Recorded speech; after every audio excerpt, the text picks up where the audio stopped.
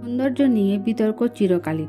আজকের আলোচনার বিষয় জনপ্রিয় অভিনেতা নিলয় আলমগীরের স্ত্রী এবং অভিনেত্রী জান্নাতুল সুমাইয়া হিমির মধ্যে কে বেশি সুন্দর। বিস্তারিত জানার আগে আপনি যদি আমাদের চ্যানেলে নতুন হয়ে থাকেন, আমাদের চ্যানেলটি সাবস্ক্রাইব করে আমাদের সঙ্গে থাকুন।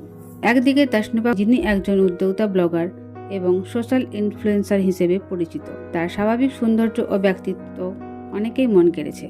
অপরদিকে জান্নাতুল সুমাইয়া হিমি, যিনি তার অভিনয় দক্ষতা এবং মিষ্টি হাসির জন্য দর্শকদের প্রিয়। তার স্টাইল এবং কারিশমা অনেকের কাছে আকর্ষণীয়। সোশ্যাল মিডিয়ায় এই নিয়ে চলছে মজার মজার মিম এবং আলোচনার ঝড়। আমরা মনে করি সৌন্দর্য ব্যক্তিগত দৃষ্টিভঙ্গির বিষয়। প্রত্যেকের নিজস্ব মতামত রয়েছে এবং সেগুলো সম্মান করা উচিত।